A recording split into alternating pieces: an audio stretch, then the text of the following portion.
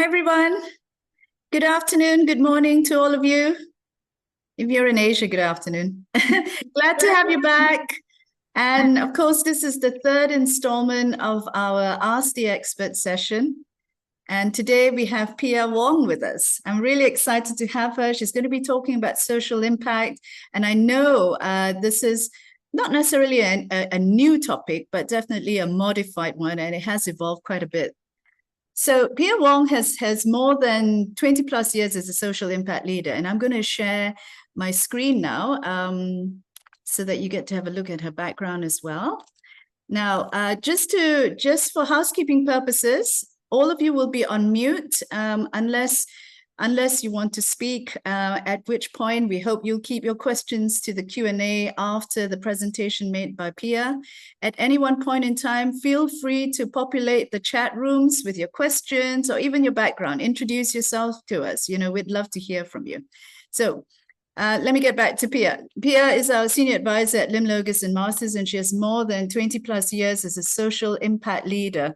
She's based in Hong Kong and advises corporates on measuring, improving, and communicating their impact on the people and planet. She's also a founder of Purpose, Impact, Action, and Action. That's her name, Pia. In 2020, she was recognized as a nominee by AmCham Hong Kong for Global Issues, Local Heroes, and she's a graduate from UCL London, completed her postgraduate certifications with Harvard Business School and the Cambridge Institute of Sustainability Leadership. So today, Pia is going to be talking about what is social impact and why is it important to the people in your business. The floor is yours, Pia. Thank you so much, Lilia and LLM, for inviting me today. Good afternoon or good morning, everyone. If anybody wants to put their camera on, it'd be nice to see you too.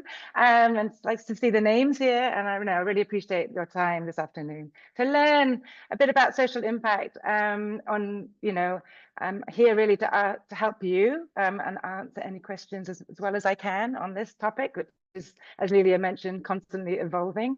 But really, I'm really truly delighted to introduce really what social impact is and why it is so important to the people in your business. So I'm going to share my screen. I'm going to dive right into it. Let me see. Just typical.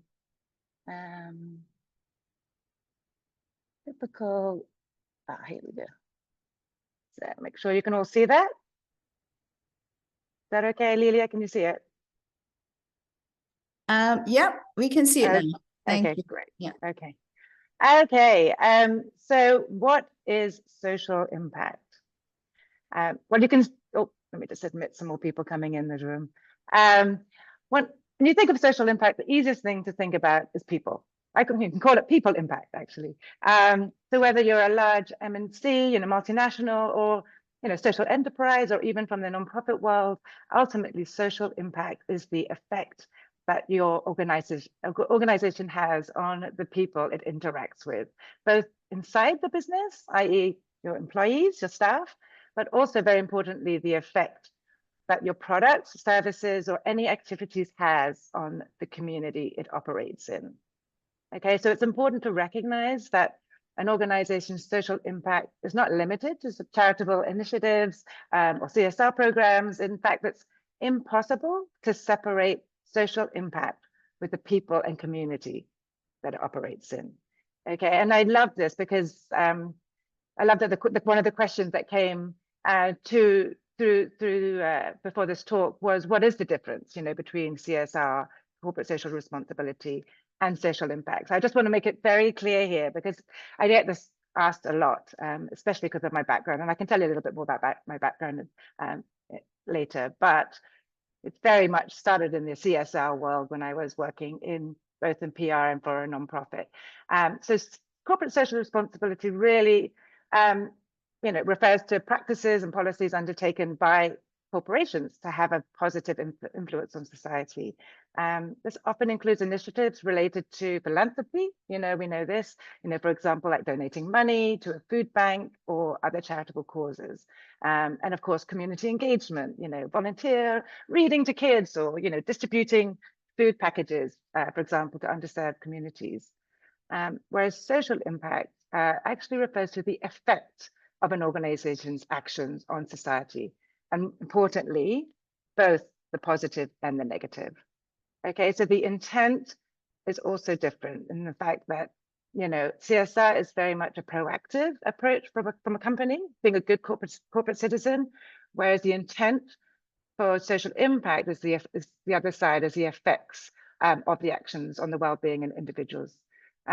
So in terms of scope, again, CSR is a subset of CSR, of social impact, because it's pure and it only refers to corporate actions, whereas the scope is much broader for social impact, and it can involve any organization. So both the corporate social enterprises and nonprofits. And I'd like to call social enterprises and nonprofits SDOs. I don't know if you've heard this term. SDO is Service Delivery Organization. That encompasses both nonprofits and social enterprises. So social impact is very much in that arena as well. And where my passion and where I've really been focused on in the last couple of years is in measurements, social impact measurement.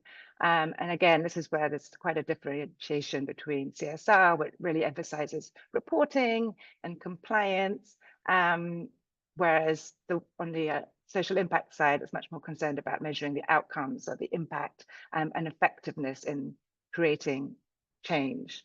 So social impact is things like from hiring practices, you know, like DEI, to worker pay. You know, are you paying your factory workers a living wage?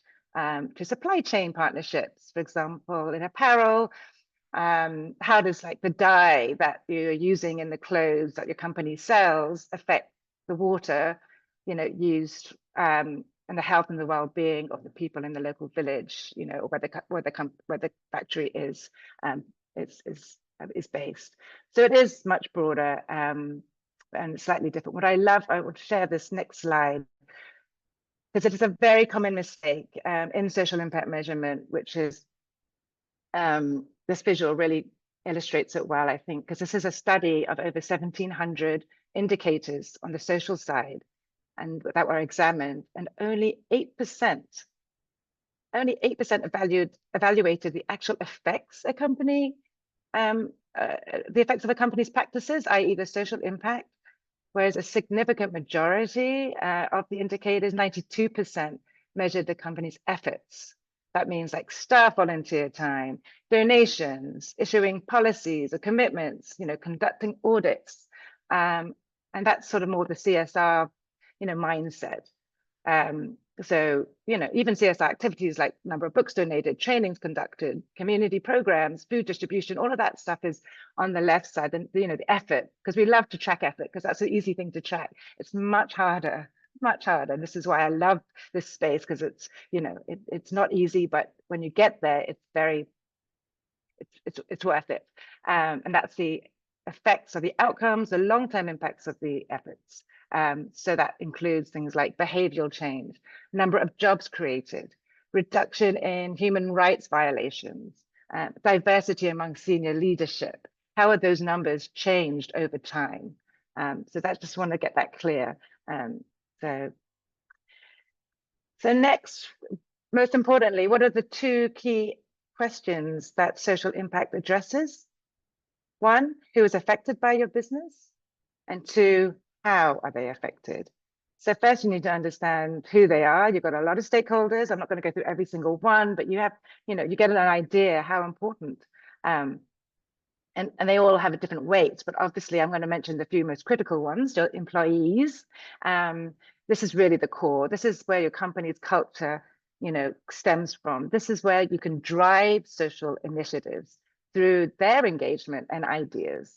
Okay, this is really, really important.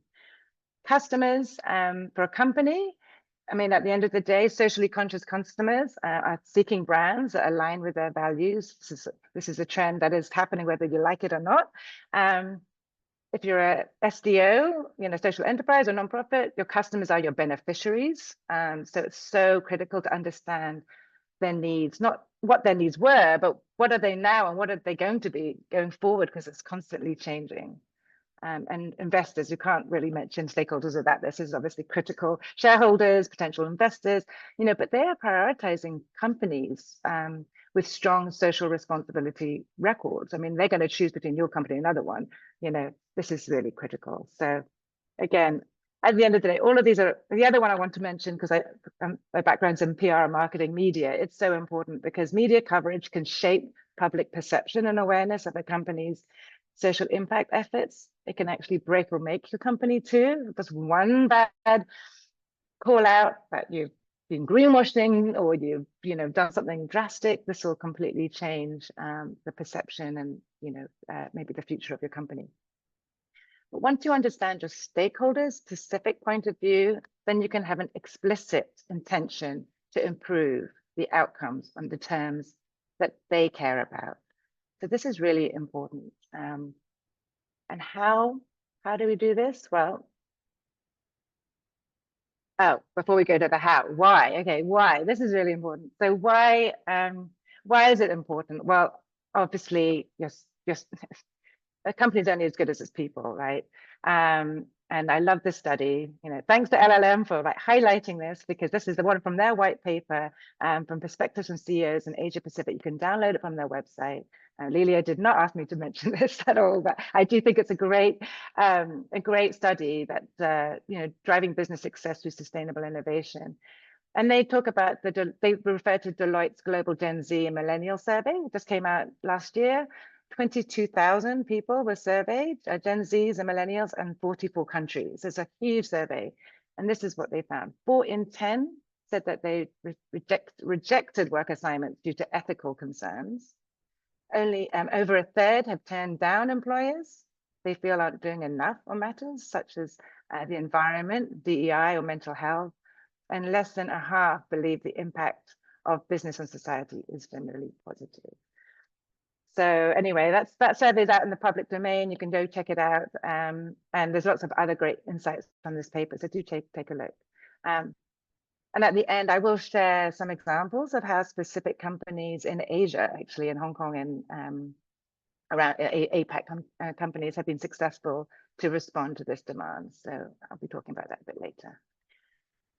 So going to the how. All right. It's, and this actually also addresses another question that came up, which was, there's an emergence of a demand for service programs that connect multiple stakeholders in the community. Their community service program, event, volunteering day is arranged by a social enterprise, connecting a corporation with a social enterprise beneficiaries. What makes a program tick? What do you look for when choosing one social enterprise or nonprofit over another, even if they serve similar demographics? Okay, great question.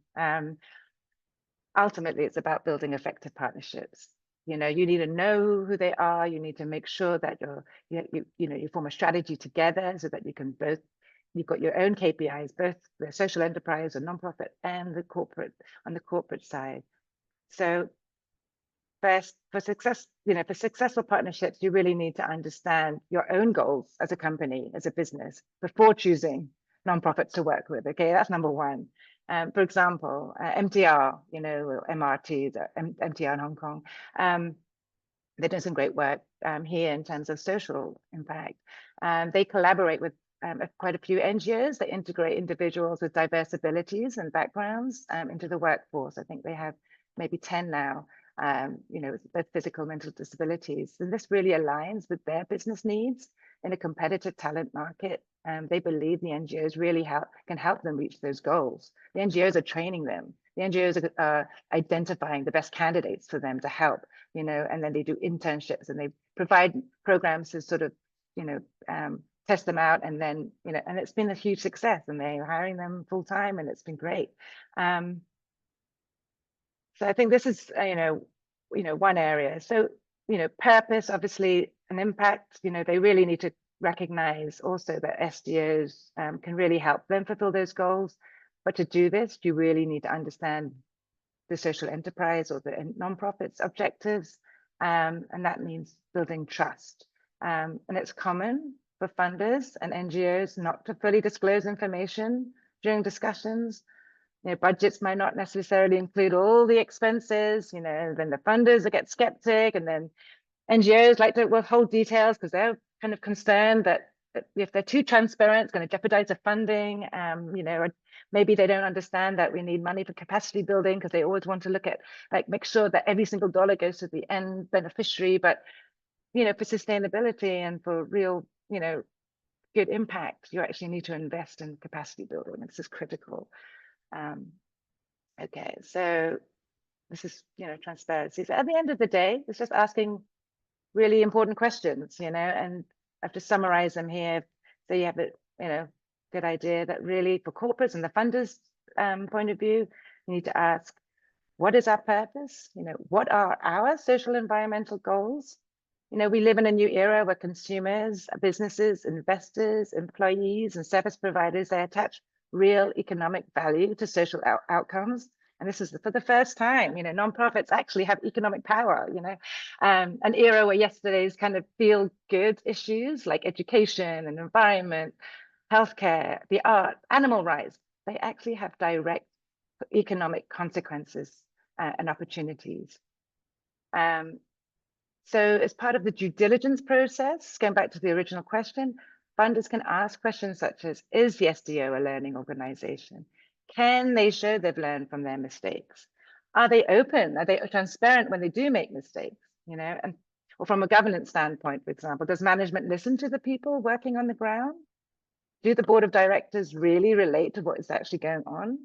And this is such an important question. How can we help? How can we help?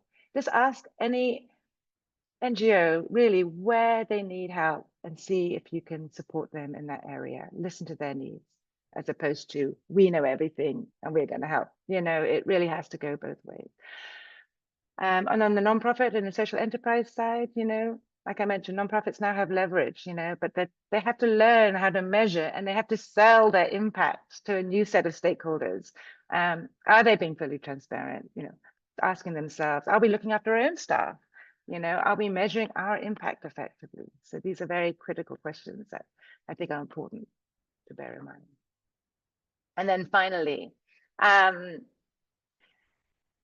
you know, social impact, it's not a thing, right? There's not one thing that's done and you can tick the box. It is a constant journey, you know, and wherever you are on the journey, this is really where, you know, purpose impact action, we can come in and help. But basically, you know, you got to find out what your current state is. It's like a health check.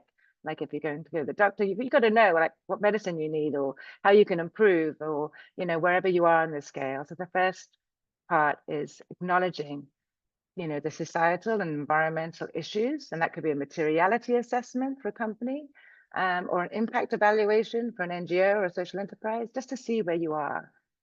Once you've done that, you need to define what success would look like. There are multiple pathways to get there, many steps to reach the desired goals. And you have competing demands and priorities, socioeconomic factors that can pull, you know, your business or SDO in all different directions. So again, this is why it's important to have a North Star, a purpose, a vision. Otherwise, you know, you're going to be blowing in the wind, and that can be very frustrating for everybody in the business. And then in terms of the actual action plan and roadmap, there are many different tools and frameworks that can be used. I'm mentioning a few here, like the logic model, theory of change. Some of these you may have heard of or not. That's very common in the SDO world. B impact assessment, which is BIA, which is a free online tool that companies can look just as a health check and where they go. If, you know, this is actually part of the B Corp certification process. Fantastic tool. It looks at 5 different stakeholder areas. I could do a whole separate session on that. And then the triple bottom line, I'm sure you've heard of, which is, you know, a comprehensive approach for businesses to assess the impact on people, planet, and profit. So they really need to balance these 3 areas. So those are some of the frameworks that we use. And then, yeah, I mentioned I wanted to just to highlight some brands, specifically Vitasoy I'm very excited about because it is a Hong Kong brand, but I believe in Singapore, they've actually got the certification for B Corp. And they really are, you know, genuinely and authentically pushing the sustainability, both the social and environmental sustainability agenda, which is fantastic. L'Occitane is another one that I wanted to mention, just because it's a French cosmetic brand, but it was actually the APAC office from coming out of Hong Kong that led the B impact assessment journey to get the B Corp certification. And yes, it came from top down out in France, their CEO, but it meant in Hong Kong and the APAC, legal, HR, CSR, marketing, supply chain, human rights, responsible sourcing team, everyone was involved. And what it meant was that it rallied them all together for a greater purpose than just, one CSR department doing all the work. It couldn't be at all. So, they had their outcome. They decided they wanted, for example, one of them was SDG 12, which was sustainable consumption and production. They're going to reduce waste generation. One of their goals was to collect, for example, 2 million, we call them beauty empties, which is basically, like used beauty products, containers. And they collected 100 of them, and then they created some waste to some artwork, but they also reused it into other areas. And then they've done volunteer opportunities throughout this. So there's many different ways that this can be achieved on a practical level. And then finally, I do want to mention another great brand that I like, which is Lego. Not because they're doing great work, but actually because they're being very honest and authentic. I do get suspicious of any impact or sustainability report that has too many fancy graphics. They spend too much time on how it looks like, but actually there's not much substance to it. It takes years to build a brand, but it just takes one event for the trust to be eroded, right? So for Lego, they actually admitted quite recently, you might have seen it in the news, that they abandoned plans to produce its bricks from 100% recycled plastic after projects suggested that this transition would increase its carbon footprint. And this is after 2 years of research, expanding its sustainability department to 150 staff. They tested hundreds of materials and life cycle assessments in order to scale the production, but then they realized that the carbon footprint would be higher if they did that. So now they've actually focused on reusing, because it's better than recycling. So, these are all, they're very open and transparent about it. So even if you're wrong, just say you're wrong. It's fine. We're all learning. We're all on this journey together. So that's figuring it out. So yeah, and that's that's it. I'm really happy to, answer any questions that you may have. Great. Thank you. Do you want to close your screen, Pia, so that we're happy to have anyone, switch on the video and talk to us. Otherwise, we do have a few questions that were sent in advance. And thank you so much, Pia, for reminding us that it's really all about just measuring effect and not just effort. And I think that's critical, really. I know you've answered some of the questions already, and that was, what is the difference between CSR and social impact? And we talked a little bit about service programs. Maybe just to remind everybody, Pia, what does SDO stand for? And I know you brought that up many times. There's so many abbreviations. Yeah, Service Delivery Organization, and that includes social enterprises and nonprofits or NGOs. So nonprofits and NGOs are basically used interchangeably depending on where you are. Thank you. Thank you so much. We've got a question here that says, how can investing in social impact become a strategic advantage in today's competitive business landscape?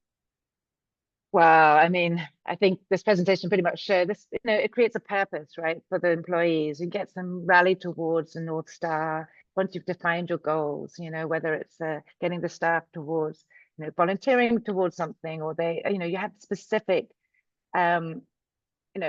metrics that you can also use. But I think, like for L'Occitane, for example, she said, all rallying, all the different departments basically competing to try to achieve their goals was the best way across departments to, it was like team building, and, but competitive too. So they're all trying to outdo each other. So that's great. And Very in terms of, different. obviously trying to, bring in the Gen Zs and millennials, you really do need to have this at the forefront now. And it's not just a department, it has to be embedded across the whole company. Yeah. The next question actually talks about whether you can give an example. How is an organization's culture affected by social impact initiatives? We'd love to hear the examples and the clients that you've been working with, Pia. Yeah. So, I mean, when I was running Bring Me a Book, for example, one of the areas that we really needed to improve on was our website, and we had a bilingual search engine for children's books. And we met a tech company that helps with website design, and they had about 20 on the bench. They're programmers, coders, designers, like all these different people doing different things, but they had really low like a bad company culture, because my friend was working there. She's like, we really need to change the culture and do something. And it was such a fun, amazing project, because we were able to bring on all these, and not all physically, in Hong Kong. A lot of them are all in India and Turkey and all over the world. But they all got to work on something fun and interesting for them, and, children's books and a bilingual search engine, and they did an amazing job, which then went on and then now the Hong Kong Public Library use it to purchase all the books that are recommended in Chinese and in English. But it would not have happened without this company that was able to use their on the bench employees globally to, work towards some To pilotise it. Yeah. Exactly. Yeah. That's one example, but there are many. I mean, the MTR was a good one in terms of DEI and trying to fulfill their requirement there. L'Occitane with the environment, there's what Vitasoy, I think, also doing. I mean, there's different models. I think. I mean, you look at well, Patagonia is obviously one of the most famous ones, but their whole, they're a benefit corporation. It's not just a B Corp. They're, if you can actually have it in your articles of association to say that even after the CEO leaves, we're still going to be doing our best for the society, for the community that we operate in. That's huge. Yeah, no, that's huge. Again, I want to remind everybody there's a react button at the bottom of your page. And, if you want to raise your hands, you can use that button. Just click on it and it allows you to raise your hand, and we'll come back to you. We have a few more questions, but feel free also to use the chat room for your questions if you're just a little bit too shy today. There is a question here on what does social impact mean for real estate companies? It's an interesting one, because I know they've been doing so much. I know in Hong Kong, definitely everyone's gotten onto the ESG curve now. Learning. Yes, it's huge. Yes, that and it has to be, because obviously when not just the tenants in the building, but the walkways and the areas that the fountains that you put out, side the building, and everything, or art exhibitions that you provide for the community. All of this affects, the community that you work in. And I the buildings, more and more, definitely. I mean, hotels, for example, come to us as well to see how they can, support the local communities that they work in and that they're in. And I think the mindset is shifting. I would recommend, if they're not already looking at the B impact assessment as a like a guiding, path to see where they are, because it gives you lots of kind of guide of like where you can also be. There's lots of room for improvement, and not just in social community workers and suppliers, but also in the environment side as well, obviously. But there's no quick fix, I'm afraid. It takes time, and it really, building that purpose, I think, internally, and being authentic about it. That's your starting point, and admitting that you're not there yet. I think Yes. that's Yes. quite, you have to be quite humble in this space, you know, because maybe a different mindset. Yes, But you and I can know you're find the right passionate. partners, you know. Sorry, go ahead. I know you're passionate about B Corp, and I know they've got fantastic tools out there for you to use as well. We had a question from Karen that was around the service program. Karen, if you have any, I hope Pia was able to answer your question, but feel free if you want to add to that, please let us know. We've got a question from Leonard Pupka. What inspired you to transition from PR and marketing to social impact? How do you think your early experience influences your work today? Well, 100%. I mean, love that question. Thank you. It was when I came back to Hong Kong in 2006 after working for big PR marketing agencies, that I wanted to use that skill to, you know, sell not a product, not another handbag or something that's not really needed necessarily, but for something good for the society. And that's when I met the founder to bring me a book, and that's how I kind of got into the space. Was leading that organization for 12 years. But then when I was in that space and I saw a lot of, you know, the CSR, a lot of, you know, to be honest, greenwashing, having corporates come to us and ask for some ridiculous things that wouldn't just not helpful, you know, was not needed in the literacy world of Hong Kong, but they were just trying to tick the box on their side. That's when I realized that I need to understand outcomes better and impact and measurement, and how do we change the mindset, not just of the corporates, but very much on the nonprofit side too, to be more professional about how they approach their work as well. So, you know, I feel like kind of that transition has, obviously in hindsight, it's easy to look at it as a natural progression, but it did take some time. I did a lot of upskilling, to be honest, and learned a lot of frameworks and had to try different ones that, you know, suited me. At the end of the day, yes, as much as I like B Corp, I don't feel like that's the answer. You know, I do feel like, you know, every organization needs to have quite a tailor-made Absolutely, yeah. you know, Different needs. framework.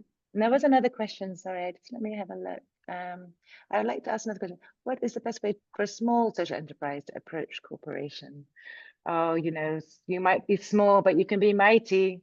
I tell you what, some of these corporates, they are looking for grassroots types of organizations. And depending, if you don't mind to share, which industry, what, you know, what specific cause that you are focusing on, because there are you know, obviously with corporations, they have their remit. Some are focusing on elderly, some are on animals, some are on human rights, all different areas. So if you find your match, again, this is where I can come in. She says we tackle elderly poverty in the elderly groups. Yeah. And she's a baker. Fantastic. I love it. Oh, okay. The good cake, I think, right? Excellent.